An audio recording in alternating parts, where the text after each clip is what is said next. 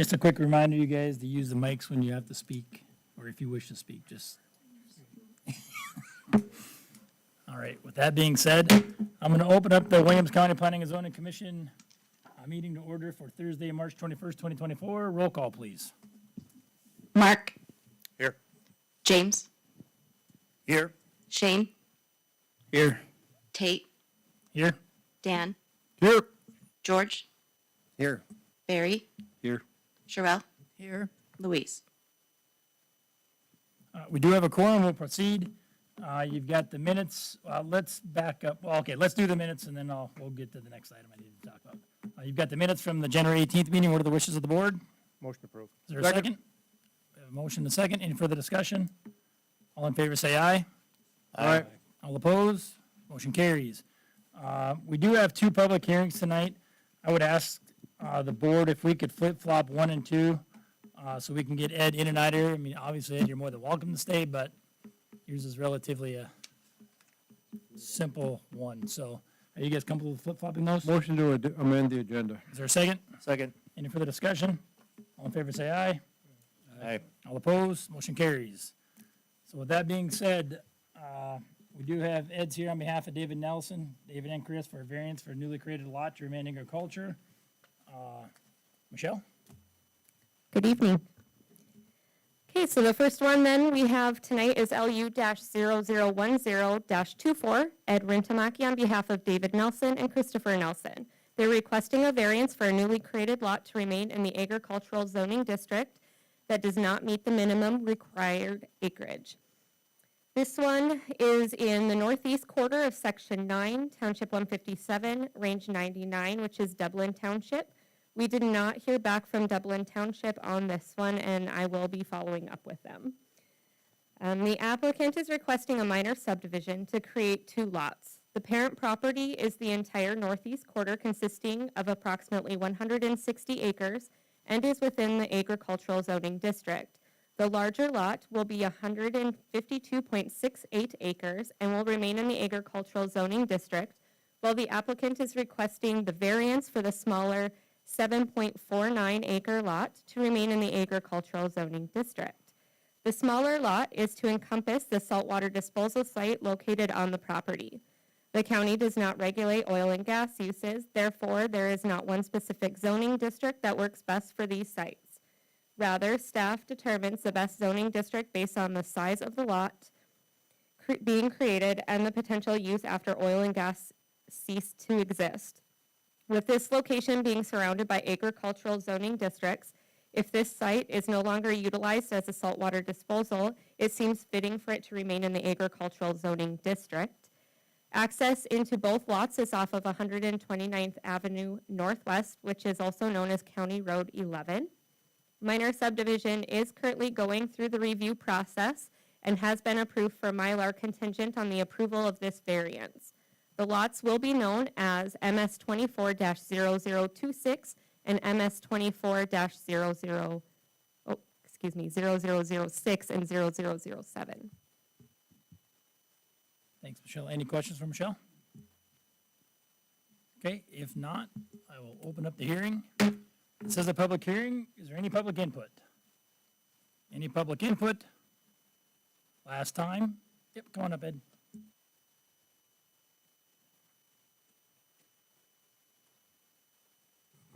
Good evening, Commissioners. Ed Rintamaki, 49th Latitude Land Survey. I'm the surveyor of record for this project.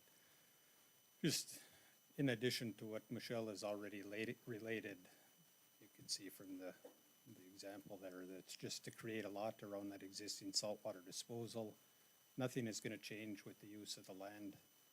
And of course, as was explained, it'll revert back to ag if this site is ever decommissioned. And the reason for this parcel being created is simply from a liability standpoint with the rest of the land. I don't know all the particulars, but that's what I've been told. So if you have any questions for me, I'd be willing to try to answer them. Thank you, Ed. Any questions? You're good? Okay, thanks, Ed. Okay, last time, any other public input? I'll close the hearing. What are the wishes of the board? Motion to approve, Mr. Chairman. With staff comments? Absolutely. Is there a second? Second. We have a motion and a second. Any further discussion? I just Yep, go ahead. Reinforce that. That I did have did run into Chris Nelson one day and asked him about this project, and I think Mark did too. And because it's a saltwater disposal well, and because there's drainages below them, they just feel more comfortable if it's in different ownership and than in a different parcel than the rest of their farmland. So it certainly makes sense from the landowner's point of view. Okay, anybody else? Okay, roll call, please. James, Aye. George, Aye. Mark, Yes. Dan, Yes. Sherrill, Yes. Shane, Yes. Barry, Yes. and Tate. Yes, motion carries. The next one is Sarah.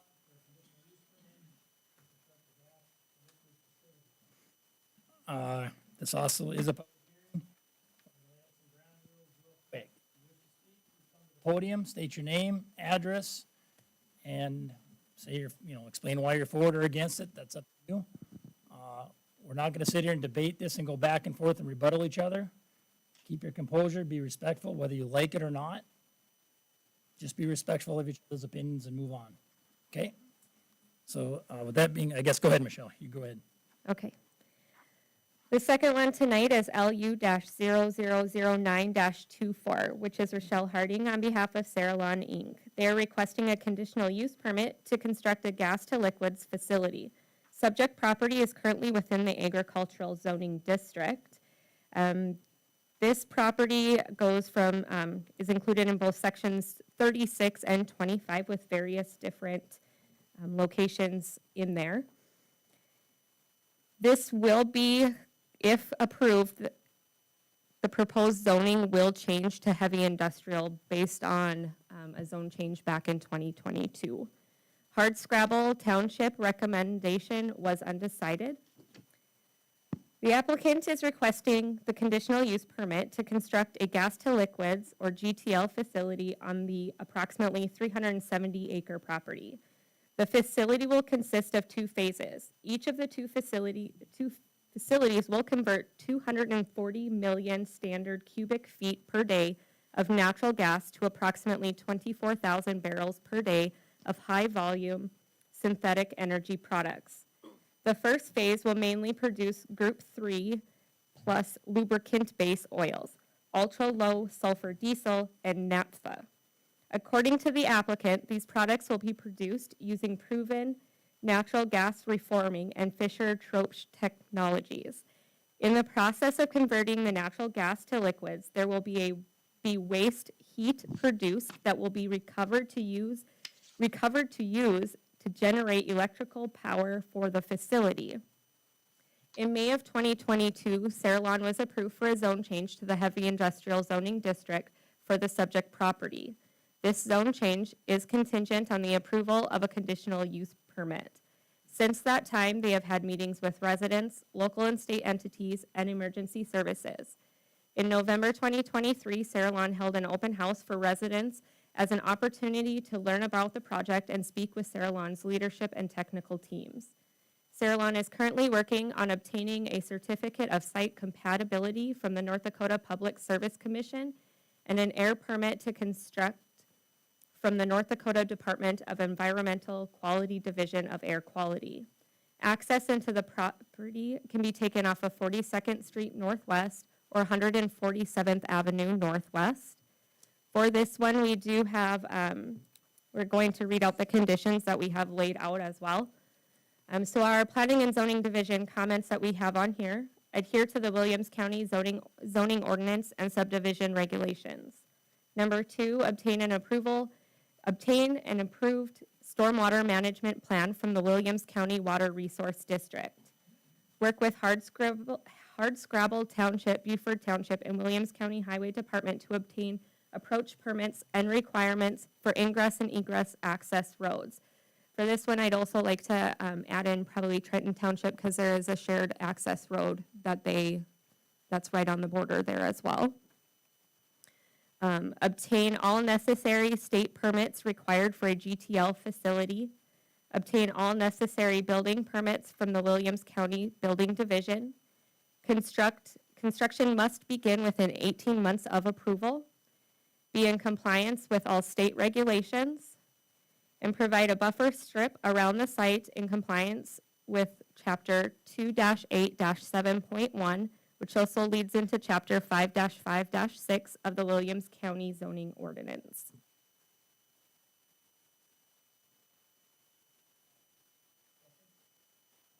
Yes.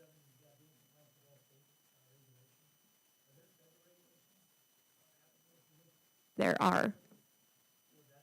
We can add that in as well, yes, that would be something to add in.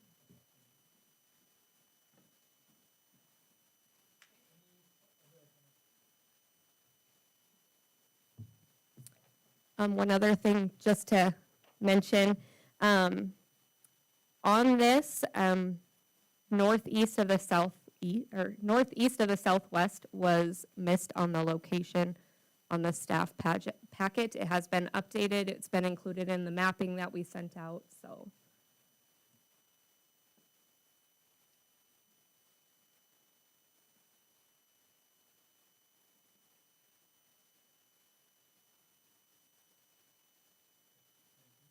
Okay, any other questions?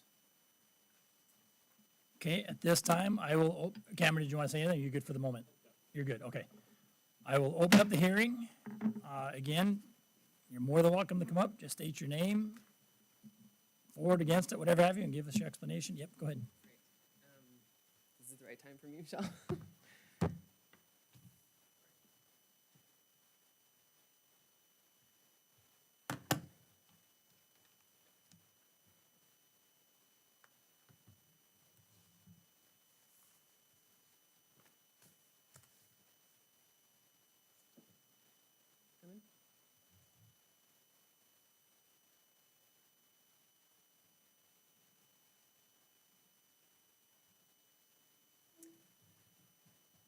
Good evening, commissioners, county staff, and community members. My name is Rochelle Harding, and I'm Director of Sustainability and Engagement at Saralon.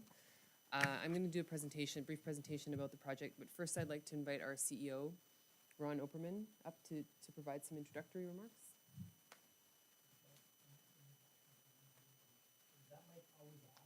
It's always on, yeah. Mr. Chairman, Commissioners, thank you for the opportunity to present to you our vision of the importance and value of the Saralon GTL project here in Trenton. Through various testimonies presented to you this evening, we hope to answer a number of key questions. Firstly, the why. Why is it important? Why it is important for energy security within the U.S., why it is important to the state of North Dakota, and why is it important to the county and local community. You will hear about the strategic importance of this project, the value this brings to the community as a whole by the creation of good, high-paying jobs, and how the project will result in improved services and business opportunities for the region. Secondly, the what. You will hear more on what this facility will look like, which products it will produce, and how are these different from traditional oil refinery products. The quality and environmental benefits of these top-tier products would bring. Lastly, the how. You will also hear concerns raised about the location of the facility and related activities. We intend to show how we systematically and intentionally approach this project. How we will make sure that we will execute with excellence for this multi-million-dollar project. How we intend to be good corporate citizen and good neighbor within the community through proper leadership and stewardship, which are key to our company values. How we have and will continue to engage on a frequent basis with the state, county, local leaders, and neighbors to inform and bring forward best efforts to address concerns raised. How we will mitigate potential risks and impacts through top-tier engineering, design, and making sure that safety and well-being of our employees and the community is front and center in our approach.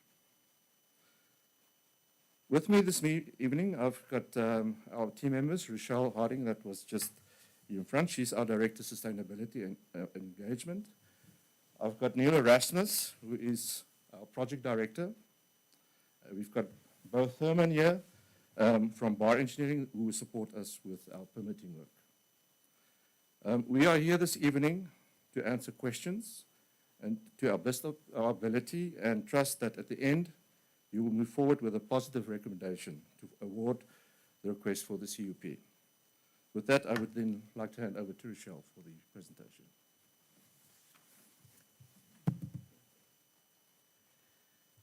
Good evening. I'm going to try and only take about 10 minutes of your time. Unfortunately, I'm going to repeat many of the things that Michelle has already said. Thank you again for the opportunity to provide an overview of our project, including the benefits to the county and the state, and our efforts to mitigate potential impacts. Cerrelon is a privately held, globally focused company headquartered in Calgary, Alberta. We have brought together a team with extensive global GTL experience, and many of our leaders and technical experts have been working together for decades. We have chosen Williams County as the location for our foundational GTL facility because of the ideal attributes of the Trenton location and the strong support that we've received from the state of North Dakota and from Williams and Mackenzie counties.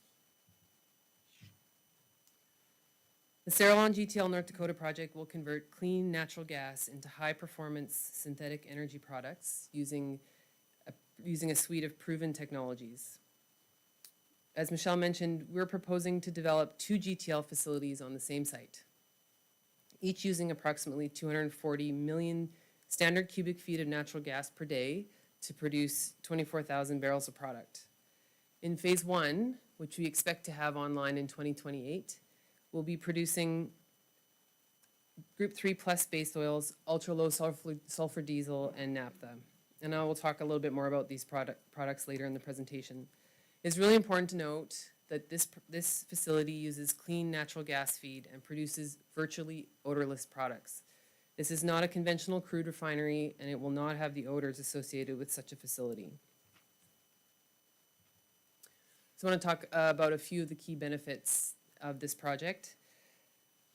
State officials view this project as an innovative and adaptable in-state solution to manage excess natural gas that aligns with the state's long-term energy and environmental goals.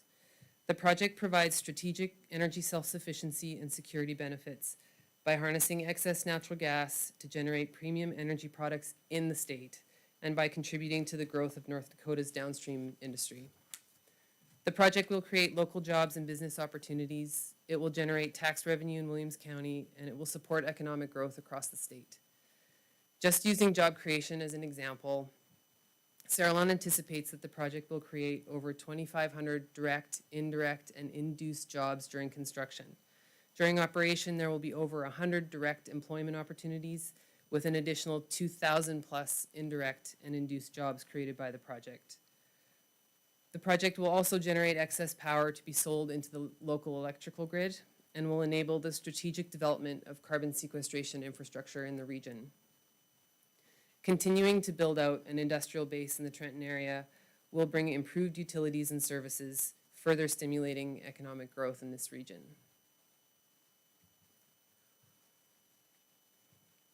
We chose Western North Dakota for our project because of the abundant natural gas available, suitable geology for carbon sequestration, and the transportation access to markets. The North Dakota Department of Commerce identified 9 potential sites in Western North Dakota and provided us information that we incorporated into a site selection study. We met with local development authorities and municipal officials to evaluate their interest in this type of facility. And the Trenton location was selected for a number of critical attributes: proximity to natural gas through the supply through the Northern Border Pipeline, access to road and rail loading infrastructure at Savage to support product shipment without having to build additional infrastructure, proximity to the Cochin Pipeline, a major offtake transport option for naphtha, access to sufficient electrical power for startup and for interconnection to the grid so we can provide the local grid with our excess power, and access to other utilities and services. As noted by the Williams County planning official at our 2022 zoning hearing before this commission, this location is aligned with the Williams County Comprehensive Plan, because it is adjacent to existing industrial facilities and a major roadway. The proximity of the project to complementary facilities creates efficiency and condenses industrial development into one area.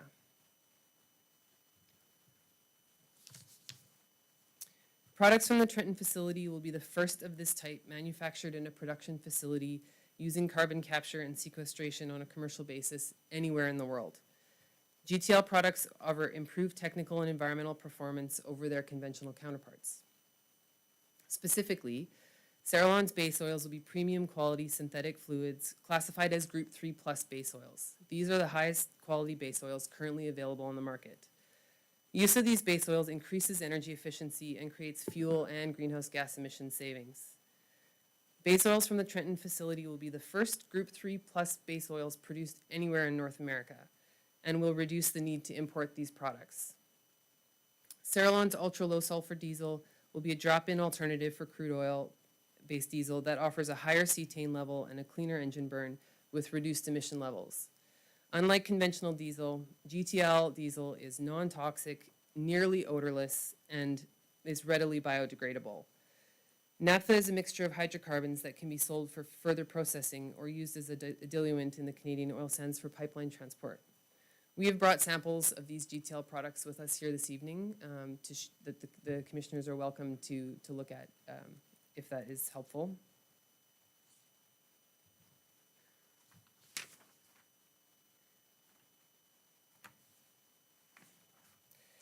This will be a highly regulated facility. The Williams County CUP is only one of the very many requirements that we have to meet prior to construction of this facility.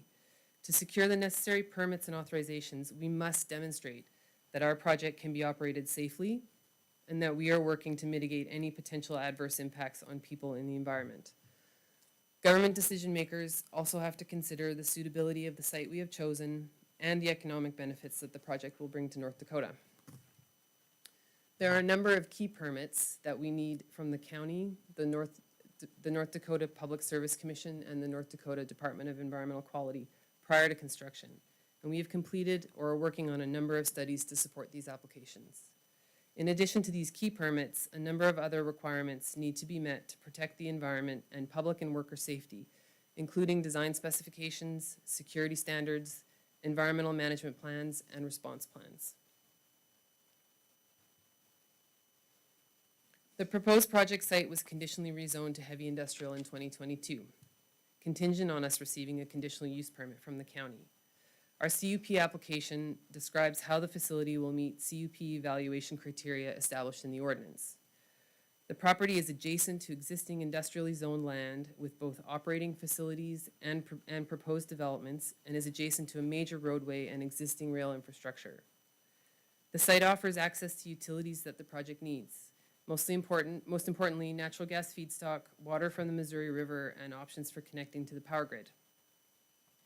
We have completed sufficient engineering to confirm that the property is large enough for both facilities. We have completed geotechnical investigations to confirm that the property is suitable for construction. And we've completed a conceptual grading and drainage plan to confirm that a stormwater system can be designed to manage, store, and test runoff on site prior to release into adjacent waterways. We know that stormwater and drainage is an important issue for the local residents, and we will provide opportunities for in-person discussions on our stormwater management plan. Cerrolon is able to meet the buffer strip requirements in the ordinance using a combination of soil stockpiles, trees, berms, and fencing around the property. We have completed a traffic study that has been reviewed with the townships, the county, and the North Dakota Department of Transportation, which I'll speak to a bit more in the next slide. At this time, we are not requesting any variances from the ordinance. If any variances are identified as engineering progresses, we will request those through the planning and zoning variance process. Cerrolon will work with the county to ensure compliance with the ordinance and conditions of the permit prior to construction, and we will continue to discuss siting matters with our local neighbors.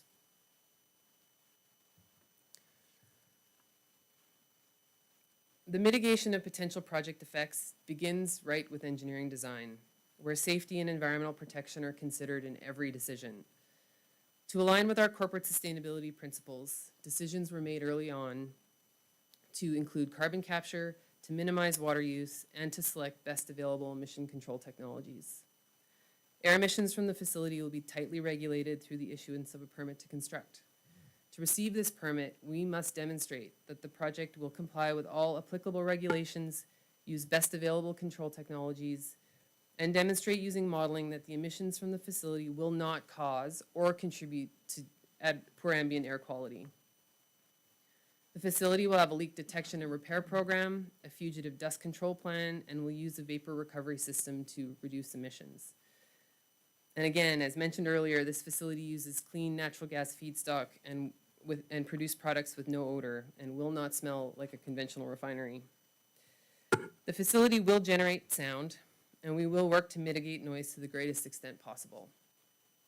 Mitigation approaches for noise include regular maintenance of equipment, scheduling noisier construction activities during daylight hours wherever possible, enclosing loud equipment with a structure, and placing physical barriers to block sound. As I noted, Saralon is able to meet the buffer strip requirement in the ordinance, and we expect that for most of the property boundary, this would require the installation of a fence of natural-looking materials.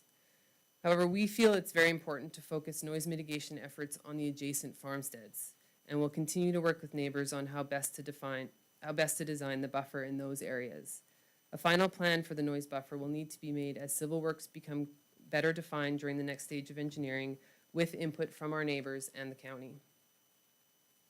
The project will be visible from adjacent farmsteads and to anyone traveling on the roadways near the site. We will, where feasible, incorporate best practices for lighting, including aiming floodlights down, fully shielding light fixtures, using the minimum level of illumination necessary, and using lighting controls such as motion sensors. As I mentioned, we've completed a traffic impact assessment to meet North Dakota Department of Transportation requirements. We've had a lot of conversations with neighbors and other local residents about traffic and their concerns about traffic in the area. So the study that we did looked at historical traffic data. It looked at data that our team collected on site in 2023 at all of the intersections of interest. It looked at traffic plan for both phases of our facility and assumptions about growth in the area, including other proposed projects in the industrial zone there. The study included recommendations for improvements to 42nd Street and 147th Avenue to accommodate the increased traffic to and from our site. We have started discussions with the townships and the county to determine how the necessary upgrades will be completed and to plan for maintenance of these township roads. Our primary site entrance will be on 42nd Street with a second access on 147th Avenue used only for construction, plant turnarounds, and for emergency egress. We have made a commitment to adjacent residents to restrict Saralon traffic on 147th Avenue during operations, and that requirement will be included in our contracts for suppliers, service providers, and employees. The North Dakota Department of Transportation requires a traffic study only based on capacity, and so the traffic study did not recommend any changes to access from Highway 1804. We have highlighted the need for a turning lane on Highway 1804 at 147th Avenue because we know that this is a safety issue for existing residents and our additional traffic increases that concern. We haven't determined how and when that turning lane could be installed, but we are advocating for it with the state. And as a last item, I would just like to speak to our approach to stakeholder engagement. We believe that transparent, open, and two-way communication with stakeholders is critical to building the strong relationships that benefit both Saralon and the local community. This approach is demonstrated every day by our leadership team and defines how we work with neighbors, landowners, partners, businesses, and government. We have had frequent communication with state and local officials and staff from an early stage in the project to align the project with the objectives and requirements of local and state governments. We have had multiple in-person meetings and engagements with adjacent neighbors, local landowners, and other stakeholders to provide information about the project, understand concerns, and to identify ways that Saralon can support efforts to strengthen this community. In November of last year, we held an open house at the Trenton School, where approximately 200 community members came to hear about the project and ask questions. At this meeting, the conversations were primarily focused on employment and business opportunities and on concerns about issues such as air quality, noise, and traffic. We plan to be in this community for a long time, and are committed to strengthening our existing relationships and building new ones. As we go through the next phase of engineering, we will continue to work closely with the most directly affected neighbors to address their concerns. This project will enhance North Dakota's natural wealth, create significant strategic benefits for the state, and provide meaningful economic benefit to the local and regional community. We recognize that families who've lived in this area for generations are concerned about industrial development in this historically agricultural area, and we are doing our best to mitigate potential impacts. We will continue to listen and address concerns as our project progresses. I look forward to hearing voices both in support of and with concerns about our project this evening. Both perspectives are important in a meaningful regulatory process, and we would be happy to take any questions that the commissioners have for us now.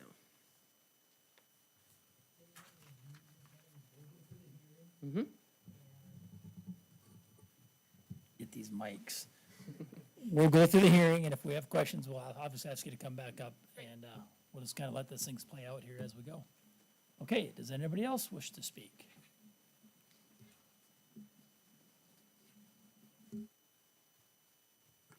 Good evening. My name is Daniel Stenberg. I am actually a neighbor to the south in McKenzie County, Economic Development Director for the county. Saralon has been working with us for over a year because the county sees this as a very strategic and important project for the oil and gas industry. Our oil production has kind of peaked, but our gas production continues to grow just with the technologies and everything. And so in order for us to continue to progress, we need a place for this gas to get processed. And what better way to do that than adding value in North Dakota instead of shipping it away to Oklahoma or Illinois. And so just so that you guys are aware, McKenzie County did provide a $5 million loan towards this project, low interest loan, about a year ago, and they've been Saralon has continued to keep us updated with the information that we request. They've been paying their loan interest on time. We're just asking for the interest right now. But they've been a very good neighbor. Joel Brown, who's a commissioner, has been involved in the project even more because he sits on the state Clean Sustainable Energy Authority project. And so he's been hearing even more updates. And just on that state level, they've been a very good partner as well.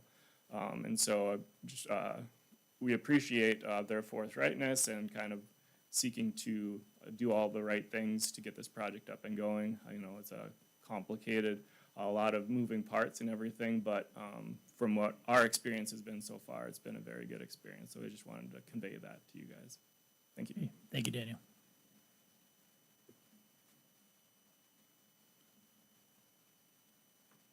Anybody? Yep.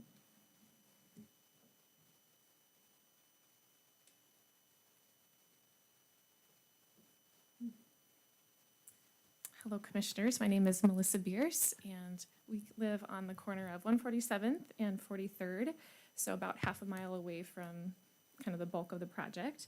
My husband and I submitted a letter, so hopefully you all had a chance to read that in the packet. And honestly, we're not here to argue the potential benefits of the Saralon GTL facility, because even like the letter that was sent by the North Dakota Commission of Commerce or whatever it was, it had all good things. And we agree that a facility like this is a really cool use of a waste product to be made into something that's valuable. But what I'm hoping to do instead is just to remind you that there's like real people who are going to be affected by the location of the facility like this. And like Rochelle mentioned, this property is adjacent to current heavy industrial. The Savage Yard and all that, as you see on all the maps, is a neighbor. But on the other side, I mean, there's more than one border to this property. And so on the other side, there is rural residential and agricultural, of course. But there are 5 separate residences that will border this facility. And you can see that in your packet as well. And so I just want you to think about the people, the families that will be affected by, and as Rochelle mentioned, the noise, the traffic. I think traffic is one of our main concerns, just because that turn onto 147th with the railroad crossing is already quite busy and quite dangerous. There was an accident right in that that like half-mile strip of highway just within these last couple of months. And with increased traffic, we would just, unfortunately, I think that would be more of a concern. So I would just ask you to consider not only the benefits of this facility, and we agreed too, and we appreciate Sarah-Lon, how they have really been in the community, wanting to hear our concerns and our feedback, but also just realize that if the facility goes in, that all of the neighbors will be affected, and a lot of that will be negative. The benefits that the community sees, I guess we personally won't see them in the same way that the county would, or that sort of thing. So I would just ask you to consider potentially seeing if there's another location that would be more, that would just affect less people. And so my recommendation, and I would just urge you to consider an alternative location. I would love to see you continue to work with Sarah-Lon to find a place in Williams County. However, I don't feel like this is the best one, not only because of the heavy industrial right next to rural residential, but in my letter, I also talked about like drainage and floodplain and that sort of thing. So yeah, I guess that is my take on the matter. Oh, let's see, I was just taking notes. Let's see. Oh, I guess that's everything, so thank you. Thank you, Melissa.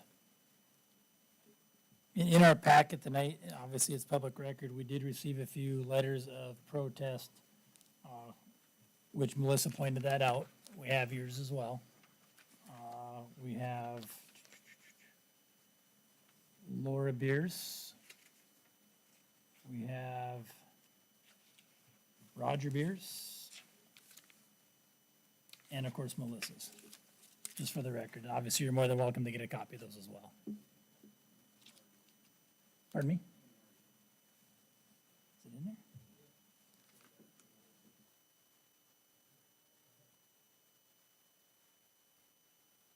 And again, you guys, obviously, you can have a copy of those, once the meeting's done. I would say just contact staff and they'll get you guys a copy of that. Okay? Anybody else wish to speak?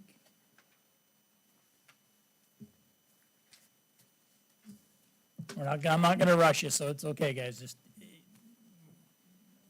Everybody will have a chance. Commissioner, this is Rich Garman. I'm online. Okay, go ahead, Rich. Okay, thank you. I appreciate the opportunity, and I really appreciate the opportunity to be able to speak to you online. The weather's kind of ugly. Imagine that in March in North Dakota. But anyway, thank you for anybody that was involved in putting that opportunity together. It's much appreciated. I just wanted to give a few points that from a commerce point of view of this project and how positive this project is to the state and how positive this project has been to work with. I'll just hit a few highlights. One of the highlights is in the world we live in today, carbon neutrality is a driver. Whether we like that or not, it's a driver on investment, and it's a driver on investment in North Dakota. And projects like this that can utilize a hydrocarbon product from North Dakota to meet goals of carbon neutrality are incredibly important.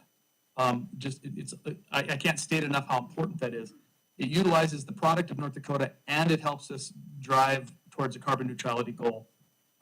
Very few projects can say that, and this is one of the very few that we've ever worked with that has that capability of producing a carbon neutral diesel product.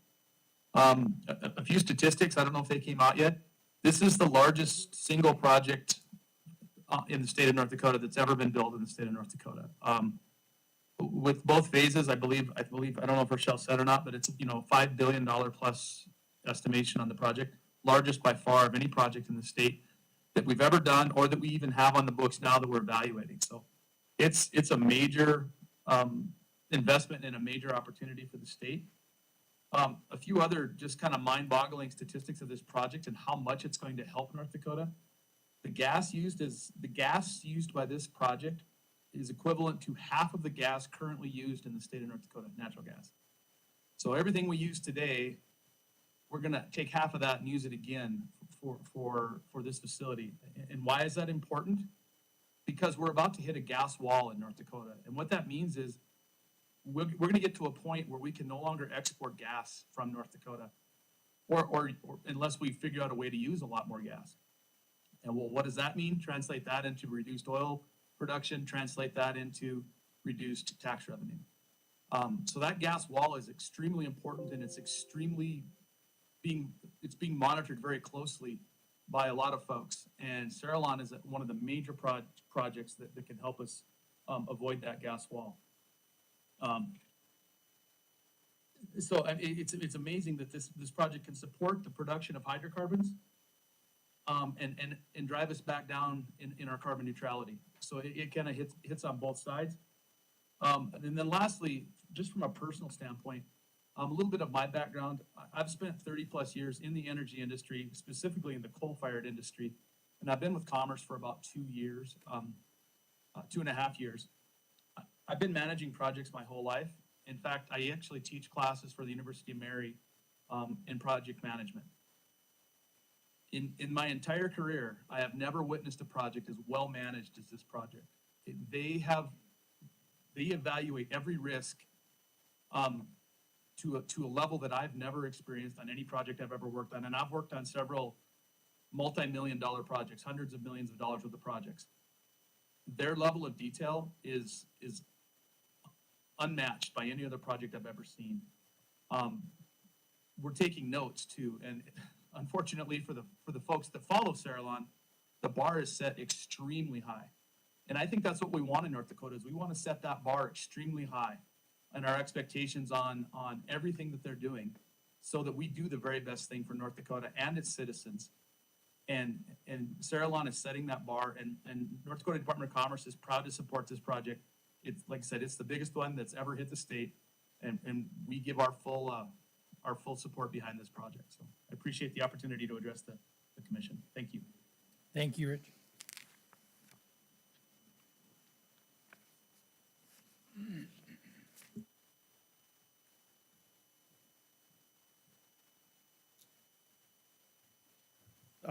Excuse me. I'm Trevor John. I'm also a neighbor down there. And it's actually an honor to speak after Rich. I've known him for a few years now. I like Rich. Rich stole my speech tonight. So I've done a lot of construction projects in my career. 6 of those projects I've been at other refineries. And I've seen the technology grow. I've seen how it's advanced to what it is today. And the Sarillon folks, I know that they're actively seeking and utilizing that technology and whatever may come out in the future. When it comes to safe production of these high valuable products, I know that they're encompassing them with open arms. And as a neighbor, of course, you always have a concern. I'm a landowner myself in a couple of states, and my family farms and ranches too. And out of any project or any plant in the world, technically, I've watched the technology here, I've seen it, and this is the right choice. There's ways to mitigate. There's ways to mitigate everything now, and and I know that they're going to actively do what they can to prevent and minimize that risk. So I'm excited to see it come, as I've spoke before too, during the original hearing for the zone change. We need projects like this in this area. We need plants like this. We need sustainability. The oil and gas market, it's volatile. Prices are up, prices are down. The majority of this city relies on the oil and gas industry, whether directly or indirectly. Whether your wife's a realtor like mine is, whether you're a pizza delivery driver, it all depends on what the market is and how many citizens are here, whether it's during construction or living here permanently now. So I encourage the Saralon group to continue, and I'm in support of it. So thank you. Thank you.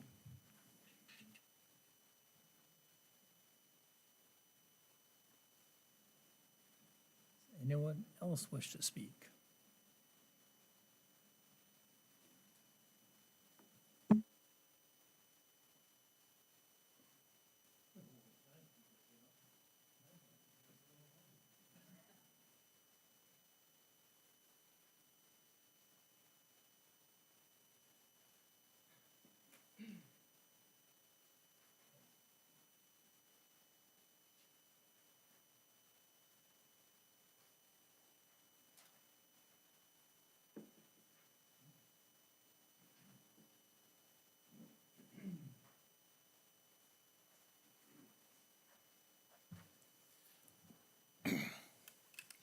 My name is Stephen Mortensen, and I farm and ranch there in the Beaufort area. I don't live down in the Beaufort area. We also farm and ranch west of Williston. And I was part of the Yellowstone Energy Development Group, which brought Savage into this location for the transloading facility. And it's frustrating that, yeah, this has to go someplace, and I feel, frustrated for those people that are living there. But in the same token, I look at what just Savage has brought right now to this area, in taxes. And I mean, like I looked on the parcel viewer last night there, and, the county gets 45,000 from Savage, Hardscrabble, 23,000, Trenton School, 172,000. And them are tax dollars that, if Savage wasn't paying, would have to come from the local economy or the local landowners. And like I say, it's frustrating if you're living close and being affected this way, but in the same token, these taxes got to come from someplace. And this project of Saralon's, where their first phase is looking at 3.8 billion, and I believe there's some tax abatements that they were going to do with this, but the tax numbers that could be there for this area down the road is tremendous. I mean, we could be helping, I think, all the school districts with that amount of money. And I guess I'm looking at it as, this tax money for our schools, for our roads, for the county, for the townships, has got to come from someplace. And if it doesn't come from us as property owners, and we're fortunate enough to have a project of this size brought to our area, we're pretty blessed to be able to have that. Because, it's lowering everybody's taxes, is what it's doing. So like I said, we've been working with Saralon. I think that they're just so far a great company to work with. We were very fortunate getting somebody like Savage in there the first time around that went ahead and paved the roads, concreted approaches. And I believe Saralon is going to be on this same order. They're just a top-notch company to work with. Thank you very much. Thank you, Steve.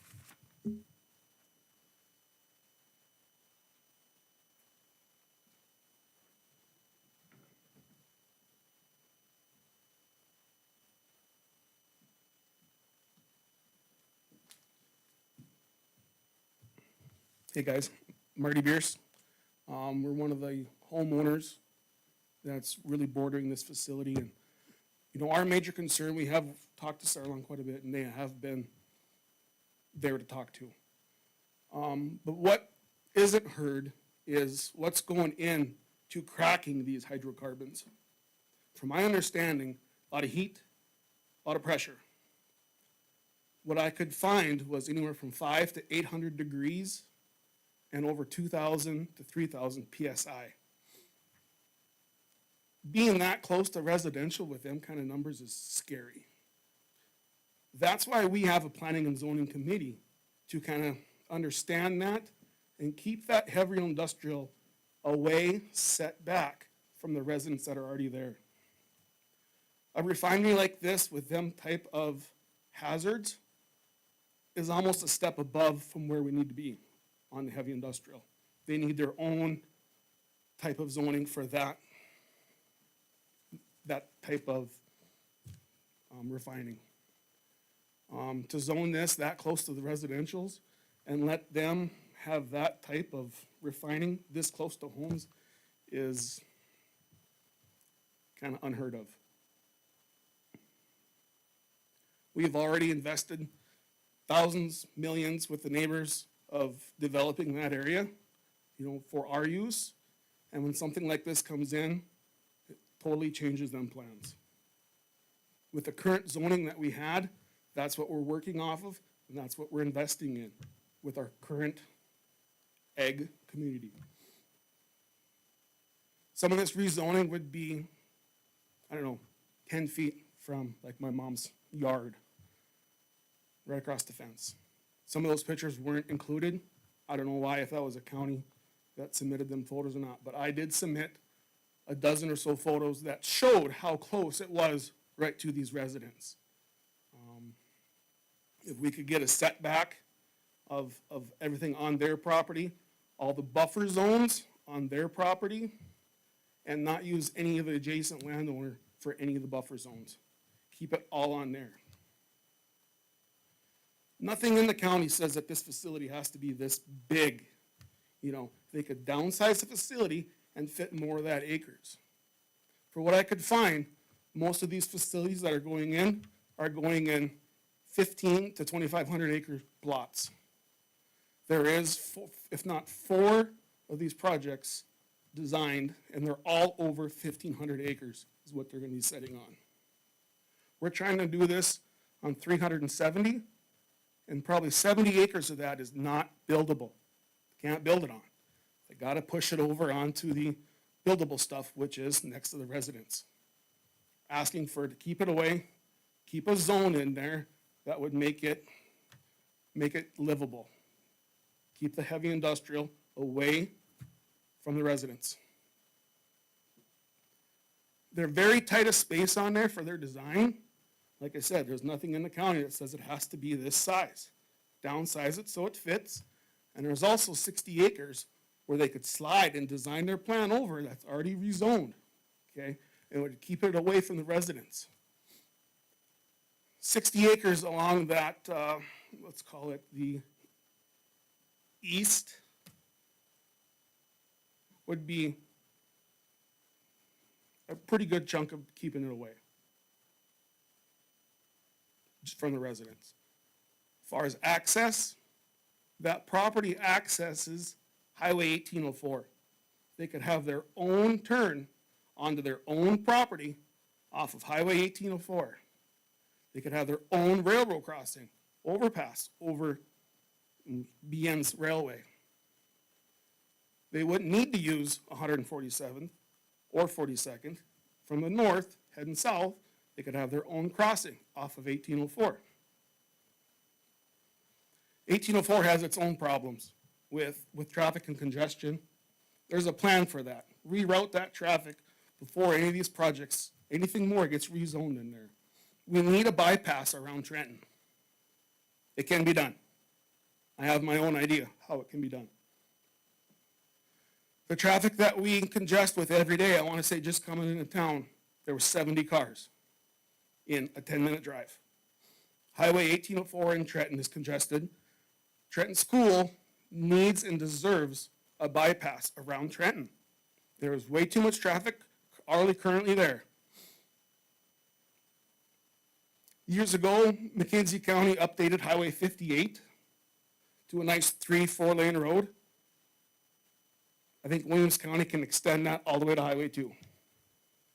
That Sydney to Williston traffic can get rerouted north on County 5 to County 2, to Highway 2.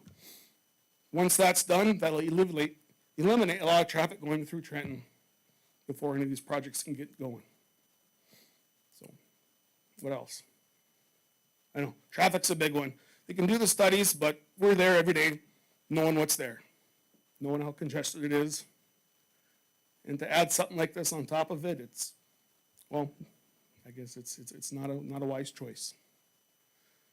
To the refining, the noise pollution, the county ordinance with what's an acceptable level of noise and light pollution from that facility that can spill over to mine, to our residential. I don't know, that's kind of being decided now of what's acceptable.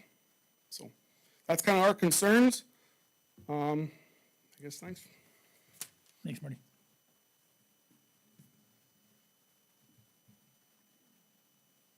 Anyone else wish to speak?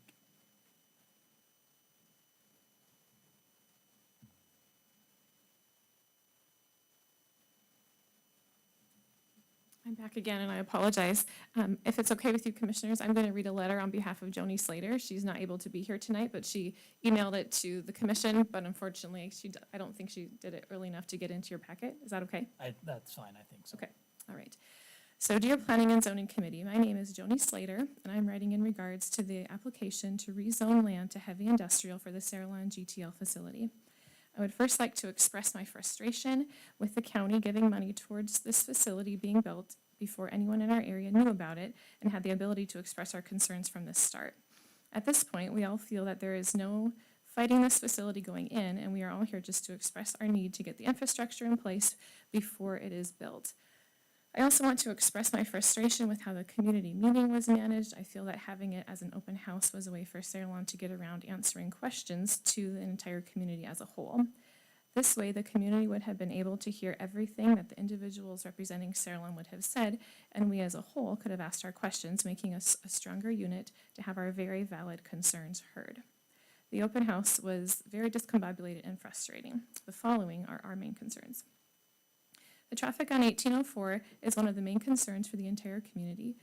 Highway 1804 does not have the ability to have added traffic to the area, and the ability to widen the road is very limited with the rail on the one side. Right now, the turn to my house off 1804 is already very scary. It's 147th Avenue crossing the tracks. You have people turning to go into the casino, you have people wanting to pass because it's the first flat area where you can see, and you have people turning at your turn. You have to be aware from multiple vantage points. You add more traffic and an entrance to your facility off 147th Avenue Northwest, and it's going to only get worse. I know that we have been told that they will tell workers and truckers not to use that road, but there is absolutely no way to monitor that. Our kids are 15, 13, and 11. We are just at the start of them driving, and I'm scared to death of them on that road. I am concerned at how they are going to drain the water from their facility. They are going to be pumping large amounts from the river and are going to be requiring the water to go somewhere when they are done with it. This is very concerning for many issues, including aquifers, fishing, animal life, and swimming at Trenton Lake. I have concerns regarding the capacity of Trenton School. Since the boom, we have had to have a bond in order to add onto the school as it is. With additional people coming to the community, we'll be over capacity and we'll have very little space to expand. My husband and I moved away from the Trenton community and came back in order to raise our kids around family. I never in a million years would have thought that we would have bought my parents' house and raised kids in the same house where I lived, but we did it and it's been the best decision. The Trenton or Buford area is one of the most beautiful areas in our side of the state.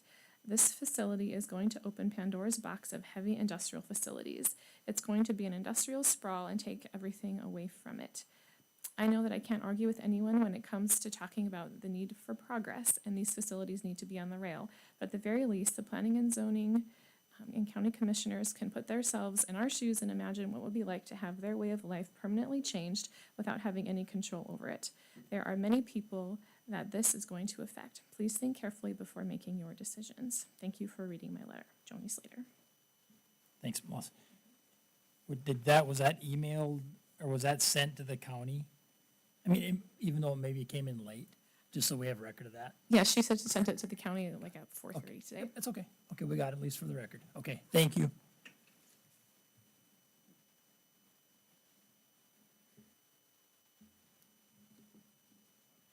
Okay, anyone else wish to speak?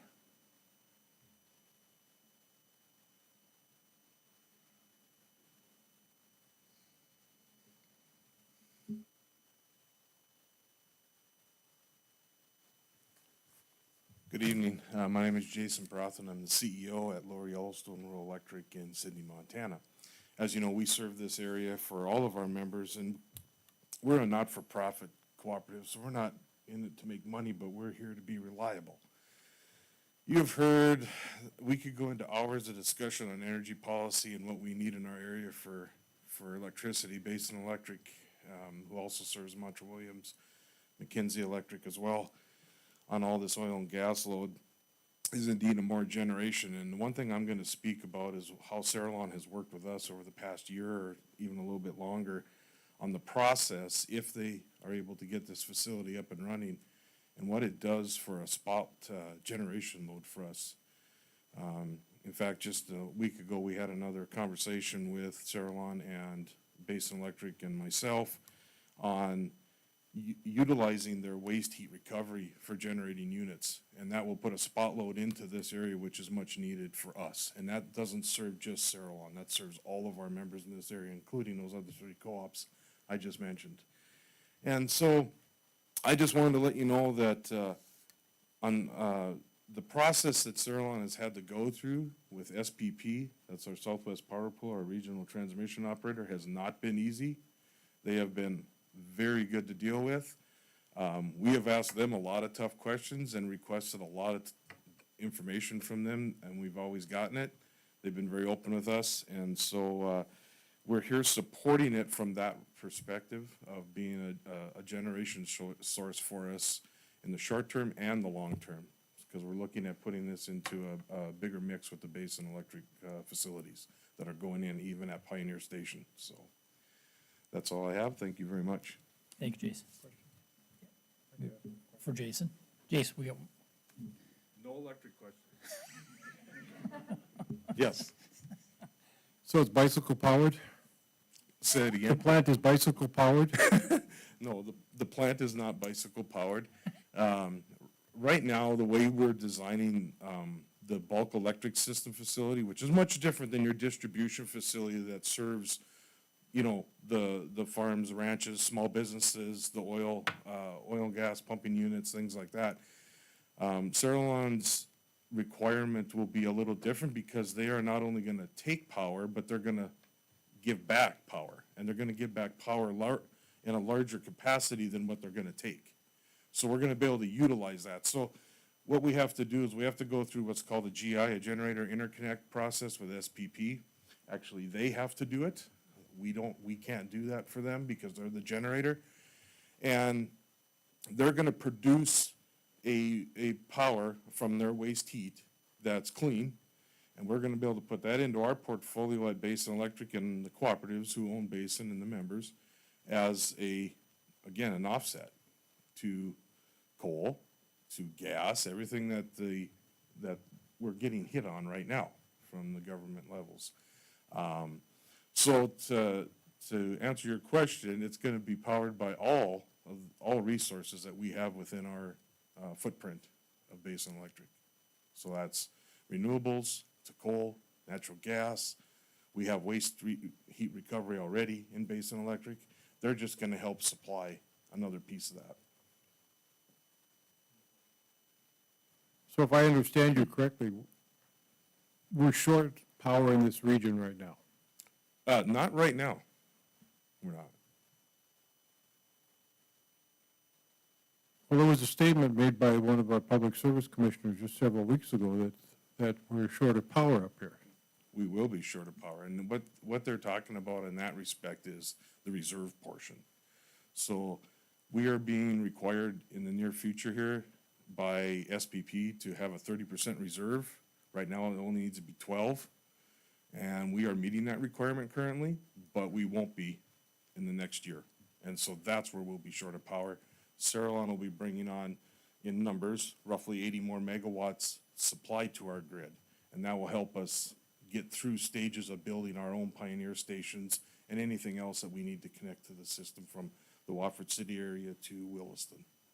Okay, so if I can clarify what you're saying then, you're gonna put so many megawatts in, and more megawatts are gonna come back. Yes. Yes. Okay. Yep, and there'll be excess. They're gonna have excess that will come back to the grid to help out our power source. Okay, because I'm kind of reminded of a conversation we had in the lobby up here not too many years ago with a certain facility west of town where they were gonna use so much electricity, $80 million of electricity, and my question was, the co-op's gonna make so much money on them, the rest of us are gonna get our power for free? No, and you know, the facility you're talking about, I can't speak to that, it's not my co-op, but I do know that they are using, they can only use so much electricity currently. So they are curtailed to a certain percentage of electricity. Thank you, sir. Yes. Okay,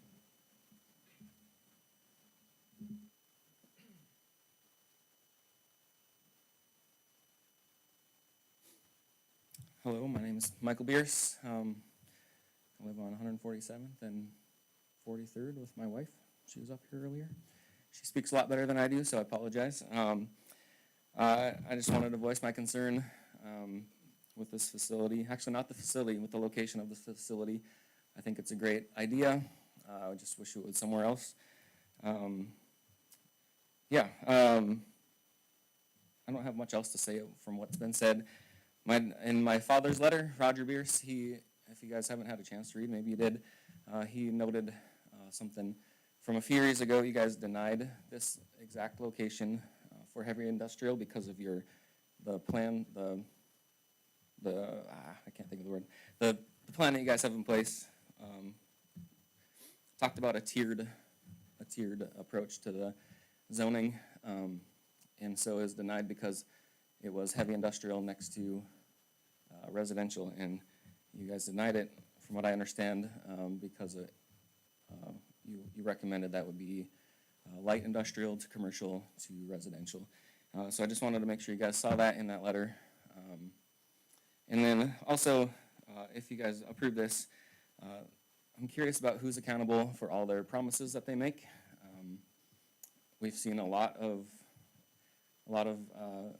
industrial go in where they make these promises. There'll be trees planted. There will all be, all these things happen, and maybe the trees get planted, but they don't get watered. So even in that area, there's a ton of dead trees that were supposed to grow and hide all these facilities and make it better to look at. But I just am curious about all these accountability, or who is accountable to make sure they are good make sure they do what they say. I think that's all I have to say for now, but thank you guys for listening. thanks, Michael. Yeah, your dad references about halfway, by the middle of his letter roughly, but he has it in there. Okay, anybody else wish to speak?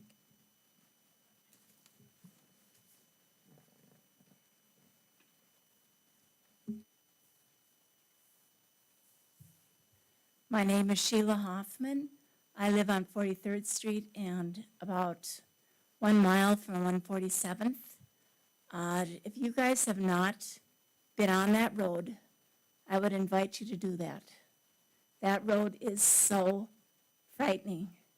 Half the time, somebody is coming up behind me, and I can't even make a left turn. I have to make a right turn, like I'm going up the Irwin Road, and then I have to turn around and come back again. It is really, really dangerous. If this is the biggest project in the state, I don't understand. If it's so big and so important, why they have to just run over our neighbors. That just doesn't seem right. That's all I have to say. Thanks, Sheila.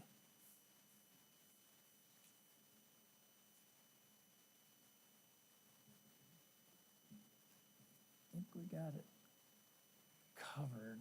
Does anybody else wish to speak? That's the last time I'm going to ask. All right, with that being said, I'll close the hearing. Okay, I would suspect there's probably some questions from up here.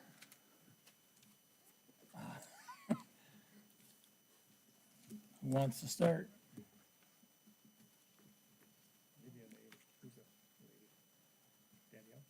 Which one?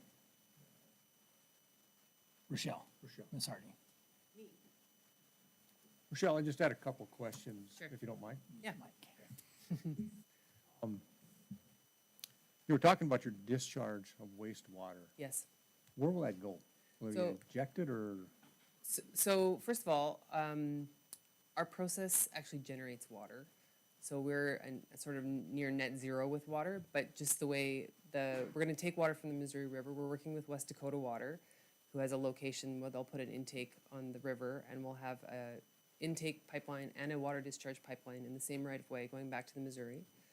Our water intake volumes will be about the same as our water discharge, and the water discharge will be regulated by the Department of Environmental Quality. So that's all going in and out of the Missouri River at a location southwest of us. Good question. We run into a discharge deal like this. What do you do in the wintertime for your discharge? So it isn't freezing before it gets somewhere? It's buried line, and then it's deep enough in the river that it's below the freezing level. Okay. Then during your operation, how much traffic do you have? There's trucks bringing in product to you, or is it all being piped into you, or how do you get your product? Yeah, so we have a small gas lateral from the Northern Border Pipeline that brings in our feedstock, so that's in a pipeline. And the majority of our products will be transported out on rail. So we're partnered with Savage on that, so they'll use their existing rail infrastructure. They don't need to build any more rail infrastructure to carry our products. Some products will be moved by truck, but the majority is by rail. Any idea on the number of truck traffic per day or anything like that? Have them in Any front of idea? me. Neil, do you have that? Sorry, 78 trucks per day. Yeah, 78 trucks per day. 78, yeah, over a 24-hour period.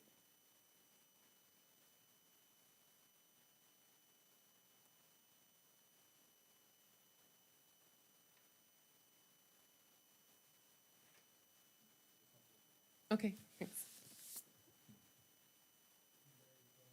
Well, and I had a question for you too before you sat down. So the property line here where where it's marked out, how far back is any of your construction gonna be from your border? You know, like when we were talking about the buffer. Yeah. And I do agree, it'll be your buffer, it should be on your property. But, I was just curious as to how far back you are from the line to begin with. Cause I was kinda concerned, they said there was one home that's 200 feet. And I mean, if you were gonna be right up next to the property line, it would be kinda Yeah, tight. for sure. So we agree that the buffer has to be on our property to meet the ordinance. And we just purchased enough land for the two facilities, so we are quite tight in there. And it depends on exactly where you are. So for example, Richard Riddell's house is adjacent to the Army Corps of Engineer flood zone. So there's nothing near his property because it's just the nature of where it is. But Marty and Debbie's property are definitely very close to our facility. And we actually did a bit of number crunching on that. So Marty's house to the first bit of equipment is more than 500 feet. So from his house, not from our property line. So, but it's 250 feet from the fence to the first bit of equipment near Marty's house. And from Debbie's house to the fence line is about 500 feet. And so our tank farm is 600 feet from her house. So that's roughly the distance, sorry.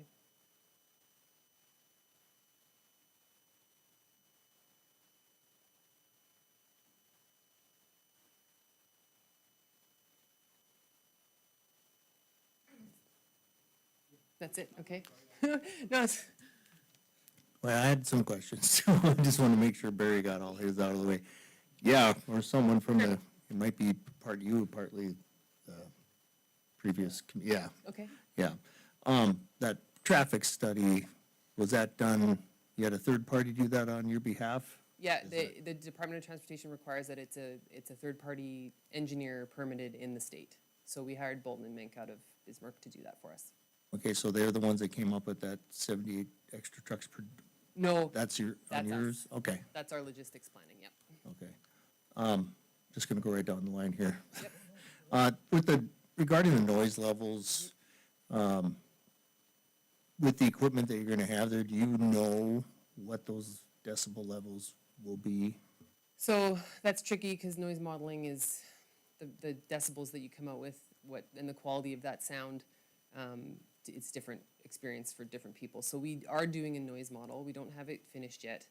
And it'll show us isopleths around the facility based on sort of some estimates of what we think the noise is on the types of equipment we're gonna have. We don't actually have manufactured specs yet because we haven't purchased the equipment. The manufactured specs give you a better idea.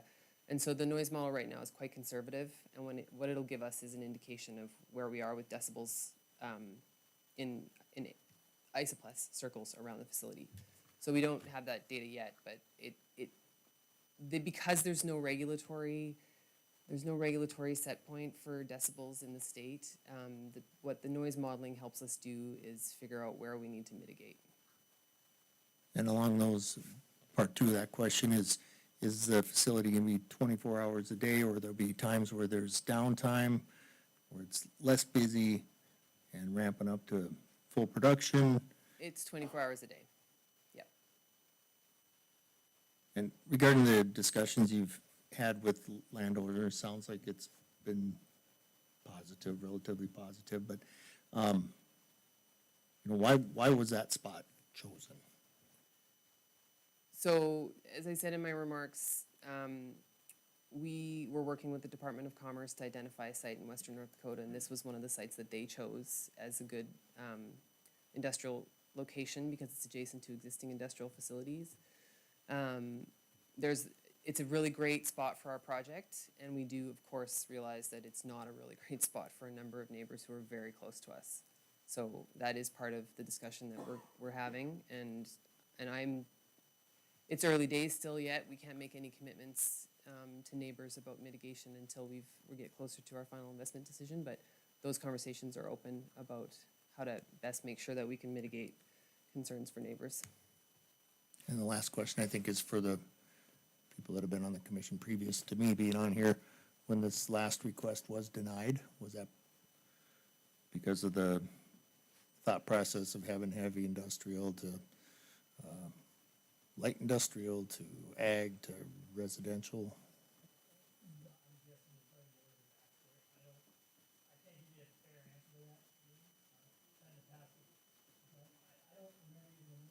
I don't even remember the name of the company on who it was. Sorry, Michelle.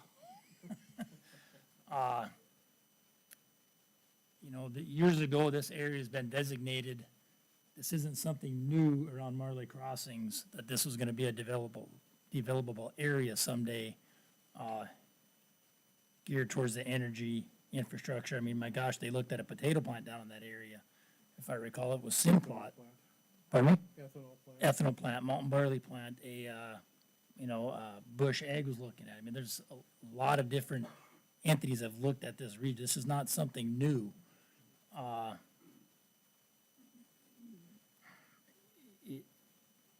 There are obviously, in my opinion, there's more pros than cons that I hope you continue the dialogue, depending on where this goes with those neighbors, and do some sort of mitigation. Whether it's a financial, whether it's buyouts, whatever, hey, I don't know, it's not my business, but I hope you continue those dialogues after tonight, wherever this may go. I think it's imperative and very important that you do so. Go ahead, Cameron. I know that wasn't I know that's not the right answer you wanted to hear, but. Oh, and I don't I have a recall. question too, kind of a follow-up with Tate. So if it gets approved and, you get up and run, you get your plant built and you get up and running, is there any thought process, or is there going to be somebody there while the plant is in existence to deal with neighbor effects, or is this gonna be just, one and done? Or, is there gonna be somebody continually that the neighbors can get in touch with to handle any Yes. problems that we don't even know what they are yet? There will be staff on site responsible for health, safety, environment who can be a community liaison, and they will always have access to me in the Calgary head office as well. So there will definitely be someone there, right there to with a sound monitor or whatever is required to address that. Yep. and hopefully avoid with what we're dealing with out west of town, near the Trenton turnoff to the north. That's all I'll say to that matter. I have a couple comments on this, too. Yep. One of them is, I appreciate you neighbors. I live out in the country. I'm from this area. I was raised in this area. I live in the country where once I had a beautiful view out over pastures and fields. I don't have that anymore. I have industrial on one side of me, and I have a housing development on the other. The problem that we have, I mean, this is a really good idea, and you all seem to agree with that. The problem is you can't put a facility like this out in the middle of 640 acres with nobody around it. No matter where they move it, it's going to affect somebody. Just like the developments around me, if they weren't by me, they would be by someone else. And that's just an ongoing issue where we have essentially a rural area that's being impacted heavily with all kinds of activity. And I don't like it, and I understand that you don't like it, but on the other hand, I still want to live here, and so I've got to adapt to it. I do have a couple comments. One of them is, we have the state of North Dakota on there telling us that this is a great project, best thing they've ever seen since sliced bread, and it's wonderful for North Dakota. If that's true, the state of North Dakota needs to put some highway department money where their mouth is and fix that area of 1804, because you guys are all right. That is a really dangerous area. 1804 has all kinds of traffic on it. It's a 2-lane highway. It doesn't have turnouts. It's just ridiculous.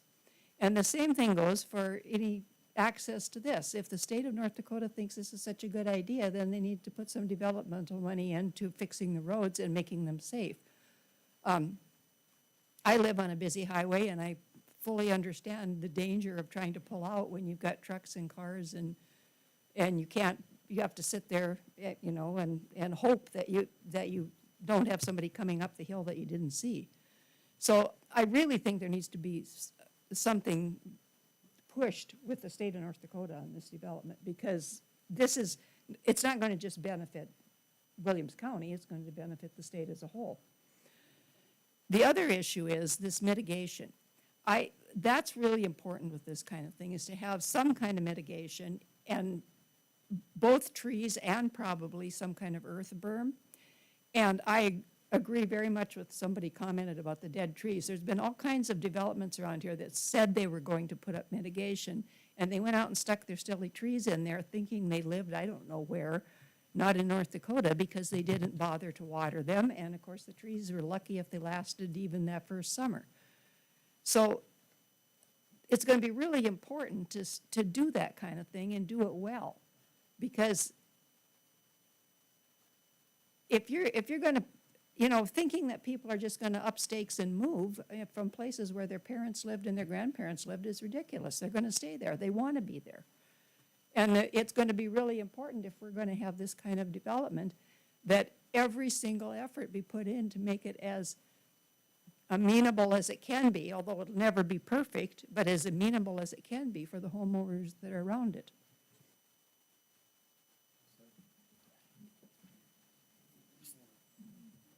Cameron, this is probably a question for you then, since she just mentioned this. If those conditions are not met regarding the mitigation, the trees, the berms, the fencing, whatever have you, is that to be done prior to a CO? Does that make sense, or is a CO, am I using the wrong word for that? The terminology would work in that situation. So we would look to see that the buffering requirements are met before they commence operations. So during construction, that wouldn't be a requirement, and before we would release a CO, then yes, we'd want to make sure all conditions were adhered to and in compliance with what was required. And if for some reason the state, the county, the state, feds, whatever have you, they don't meet the criteria, they don't get their permits, this zone change years ago was a thing. So if that does not happen and they do not, it's reverted back to agriculture, is that correct? That would be correct. That zone change was contingent upon receiving a conditional use permit. The requirements in the ordinance also state that if a conditional use permit, I believe it's 18 months, is not broke ground or the applicant has not seeked an extension through our office, then it would also be invalid, which would therefore invalidate the original zone change of industrial. Thanks, Cameron.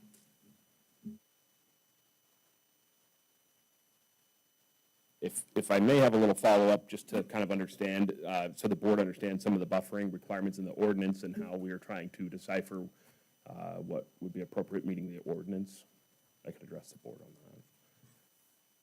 that. Rochelle's been great to work with. She's been keeping in contact with us, and we had some questions, and she had some questions about meeting the buffering requirements in the ordinance. Now, I should say that this ordinance, as we know, is not always a one-size-fits-all. This is quite a large project, so there may be different applications of the buffering or how it is viewed.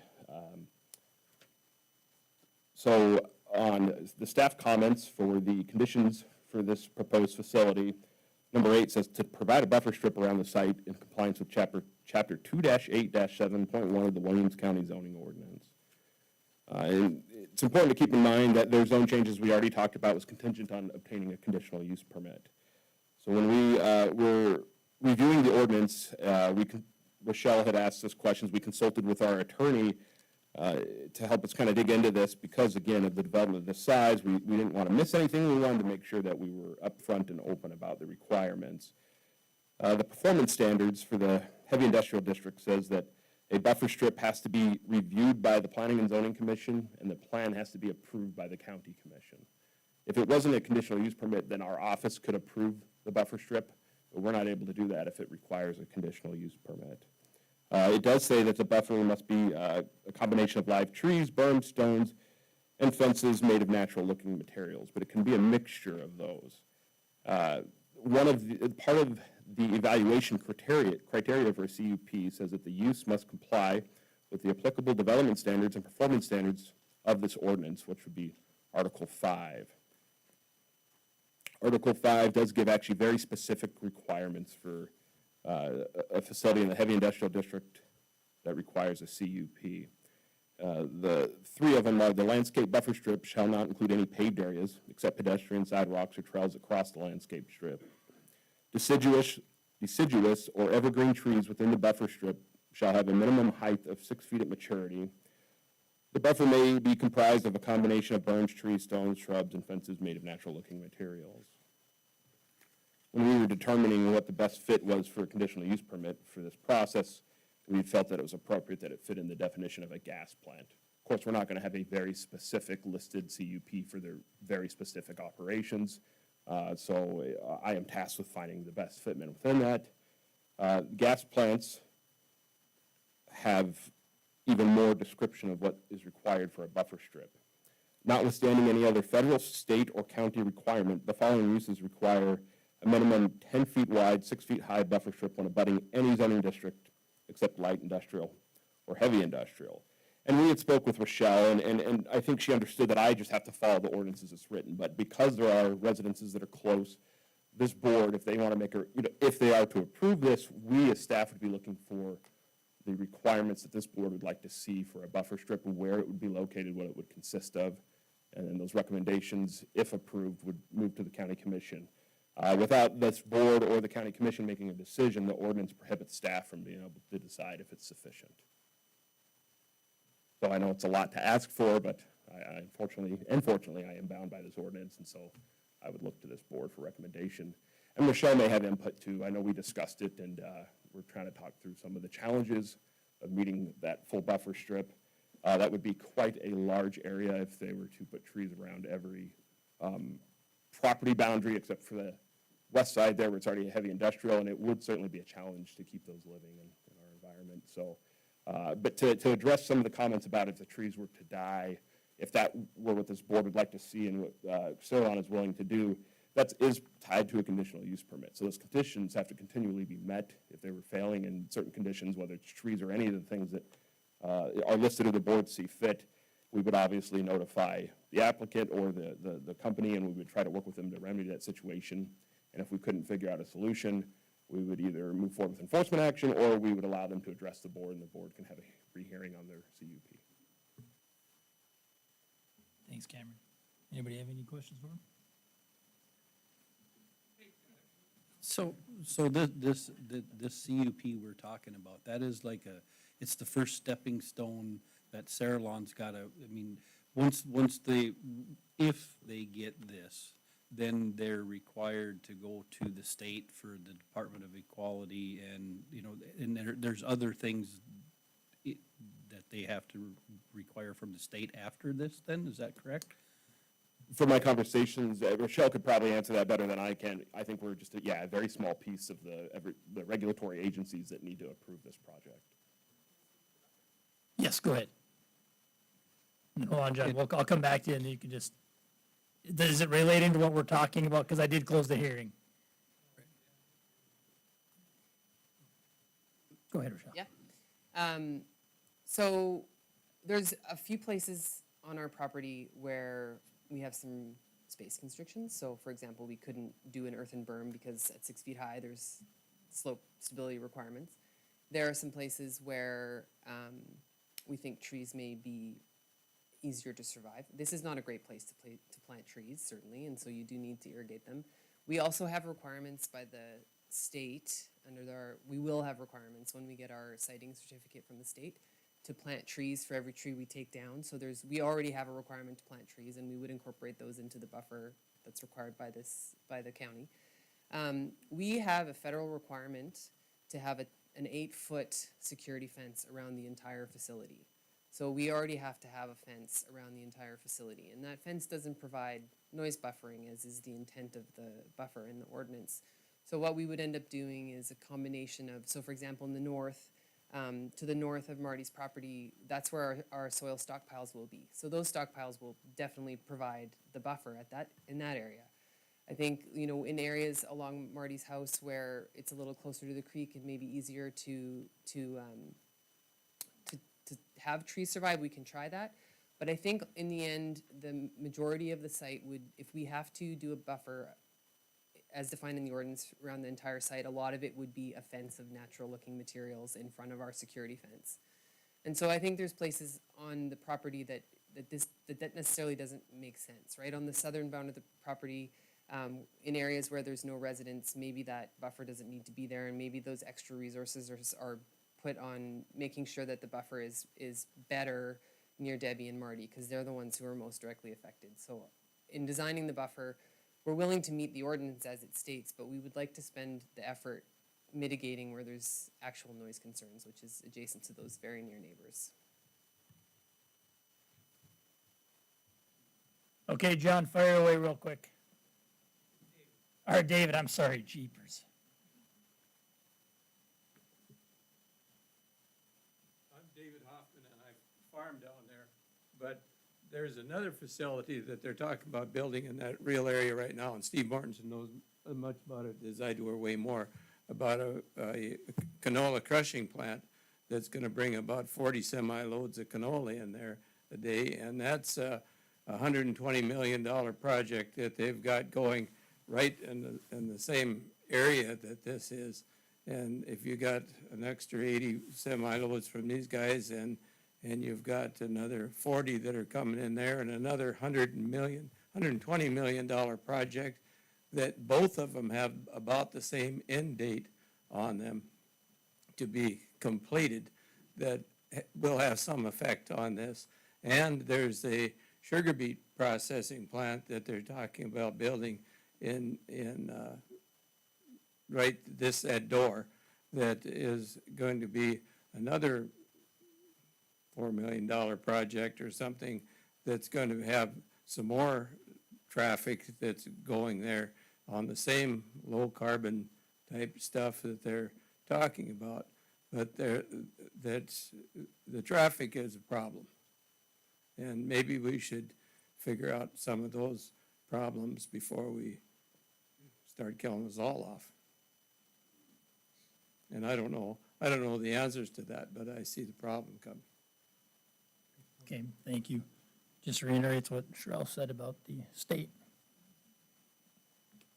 Well, I think we've been talking with the state, or asking and sending letters of of support and whatnot for how many years to do something with the 1804 there at Marley Crossing. So if the state is listening, I would suggest to get off their hands, because they're about 10 years behind.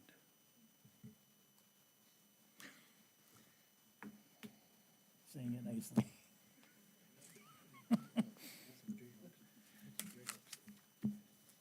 Yeah. Okay, guys. You've heard comments. You've heard. Yep. And again, if you guys, anybody has more questions, just fire away. It's okay. Well, Barry brings up a good point about impacts, because I didn't hear anybody, unless I missed it, which wouldn't be unusual for me, but just the impact of the construction. How long is the build-out?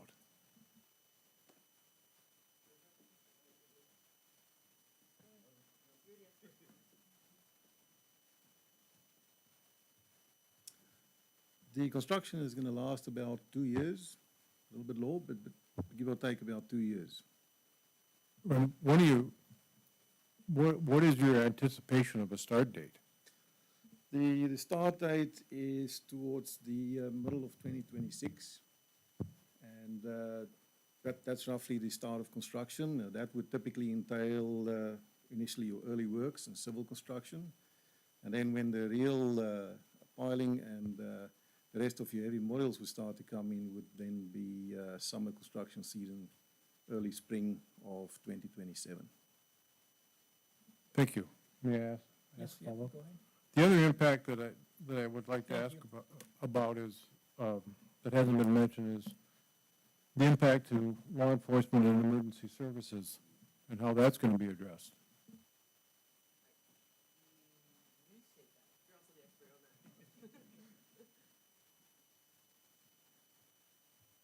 So that's a very good topic, and we actually had a good discussion this morning already with all the emergency services in Williams County. So that would include Williston, Williston Rural, as well as the Trenton Fire Hall areas.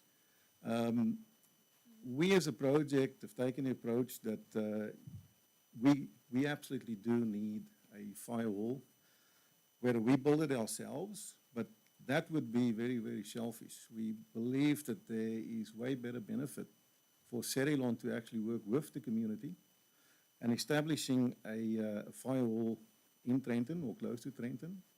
And that would then not serve just our project, but the wider area within Trenton. So it's a win-win-win situation.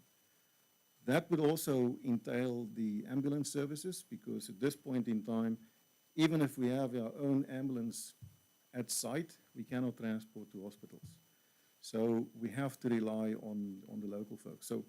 So these are in discussions. We have basically spent a good effort this morning explaining exactly what our facility entails, so there's a good understanding on what hazards they have to face. And then the idea is that, and I think the process that they've kicked off is to start discussing exactly how this all fits together. And then more importantly, from a funding perspective. So we've got a few ideas. So that's at play, but I think the short answer is we're working it with the local community. What we would ultimately like as a company like to see is that it is a joint effort, but locally within Trenton. And that would address our response times that we would require, but also addresses the wider concerns within the area. Hopefully that answers your question. Thank you very much.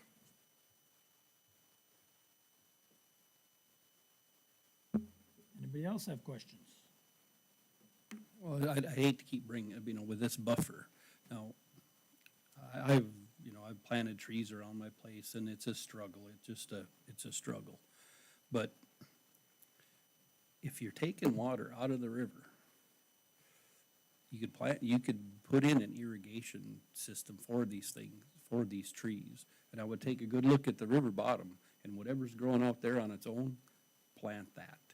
And it will grow.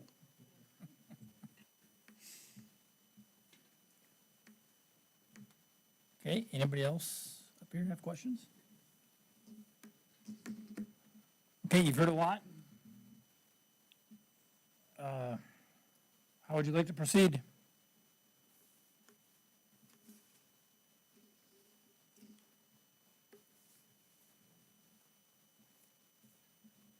How do you want to move forward?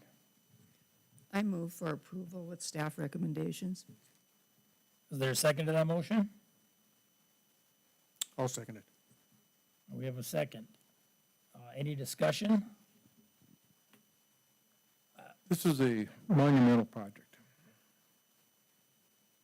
What would be the downside to setting up a special meeting in a couple of weeks? Does anybody desire that to happen? Is everybody prepared to make the decision tonight? Anybody unprepared to make the decision tonight? That's the question that I have. I'm prepared.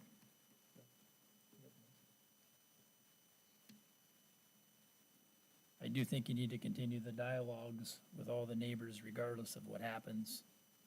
So just for discussion here, what were you, what kind, I mean, what were you thinking of for in the, just have, more of, try to get more of the locals in, or, is it just, kind of, I don't want to make light of it, but it's just rehash what we already went over, or something like maybe we forgot to ask something, or what were your thoughts? My thoughts were that I'm just, with all the information that we've received tonight and with all the comments from the public, I was just wondering if everybody was comfortable making a decision now, or if they would like to take a week or two to reflect on everything that we've heard tonight. That's the heart of my question.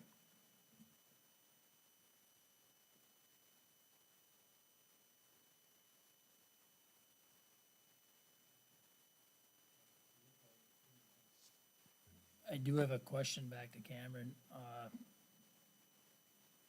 Under the Planning and Zoning Division comments, we've got be in compliance with all state regulations. I had mentioned about federal. Would that be part of that as well? Or do we need to amend this, or? So my recommendation for that would be just anything that you feel needs to be added or taken away should be listed within the motion. Or if, Well, I'm guessing if they don't get state approval, they're certainly not gonna get federal approval. I'm guessing they probably go hand in hand, so.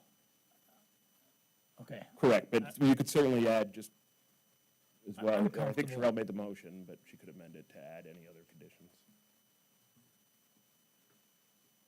Okay. Is there any further discussion? I had a few more comments Yeah. about it, the motion that's here. Is there a way to tie in the state, if they're looking at starting in 2026 in the state, have they already looked at doing, because I don't know where they're at with adding turn lanes or widening highways or approaches and all that kind of stuff. But to make sure it is safe, we don't just have this facility that's going to be full of traffic and they don't have the road to handle that even during the construction, and once it's complete, I'd like to see something like that in the motion. Go ahead, because I'll make, To maybe help add some details, if Lindsay Harriman is our community engagement coordinator, and she's been working a lot with the DOT, and she may have a little more information on some of your questions, if that's yeah, appropriate. absolutely. And while she's walking down, I recall when we did the Oasis oil well there on the south side of the train tracks here, just west of Williston, south of the Midway Bar.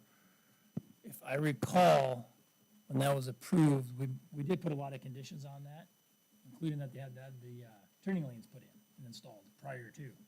And, yeah, because part of that was still county.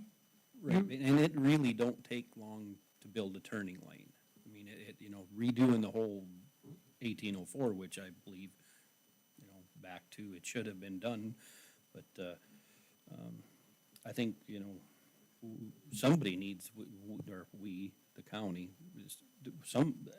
DOT needs to be front and center here, because I can imagine trying to build this plant and rebuild the road at the same time, and in the future, when it's up and running, and the same thing, I'm not trying to, make light of nothing, but 78 more trucks really, yes, it's a hassle, but it's, where I grew up, the last time the county had counters on the road, there was 1,000 trucks a day. something. That was, you know, Gopher didn't stand a chance to cross the road. You know, 78 more trucks on the highway now. I ain't too sure if you'd even notice that really, you know, except through Trenton, and clearly something needs to be done there, but I don't know. And not to, but Walt, do you still have any buddy connections? I mean, have you talked to anybody? Is there any kind of rumors or, you know, I mean, you don't have coffee with them guys, or it's like, hey, we got something in the future, or, okay, well, I mean, not to bring you to the spotlight, but it's like, there's gotta be some answer somewhere. Well, would it even be,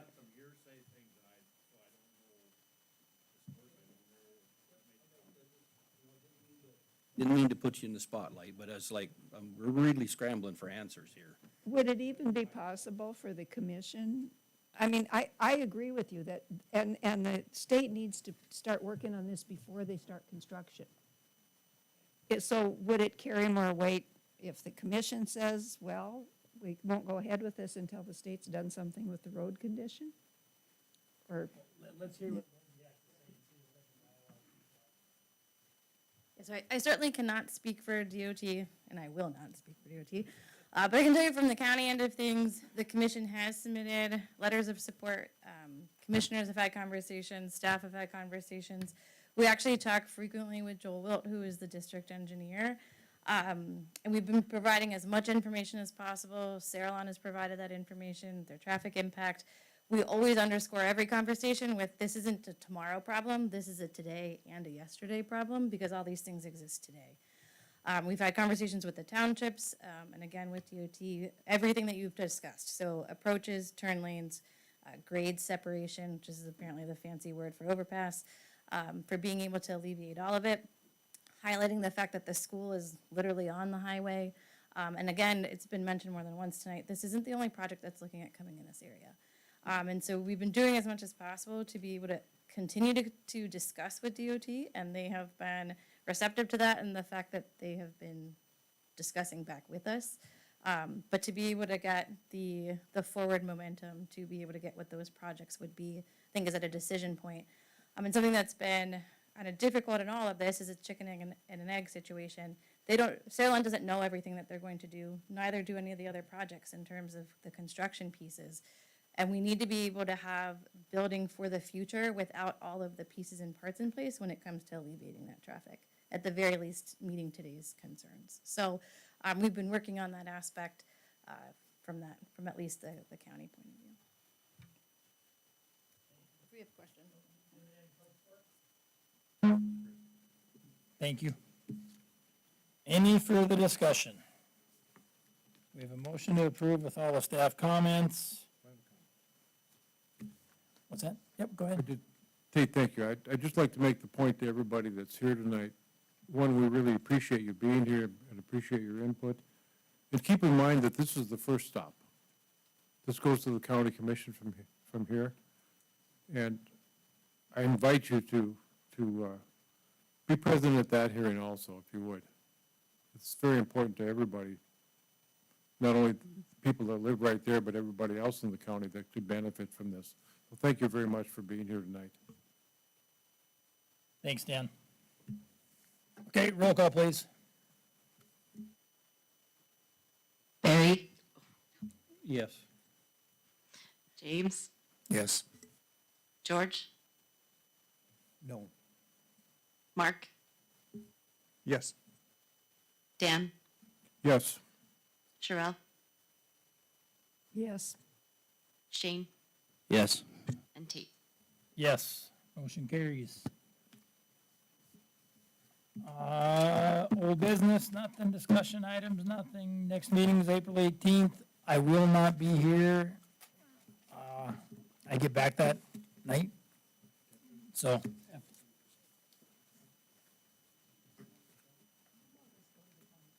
I'm sorry, what's that, Barry? I believe April 2nd would be the county commission meeting. I'm like, no, that's county. So anyway, just so you know, I will not be here, FYI. Can I get a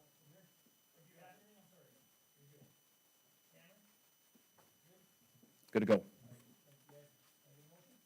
So, second?